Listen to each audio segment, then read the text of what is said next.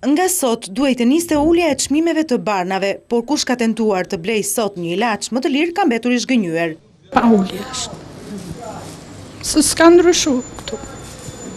Nga një vëzhgim i bërë në disa farmaci në zona të ndryshme të kryeqytetit, mësuam se asnjëra prej tyre nuk ka aplikuar heqjen e vlerës 10% të TVSH nga çmimi i ilaçeve.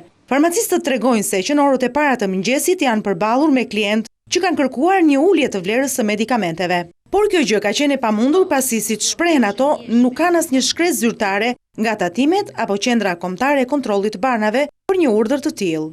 Ende akoma nuk ka filluar ulja, madje stoku i medikamenteve që është akoma gjendje në përdor, po do vazhdojë të shitet ende me TVSH.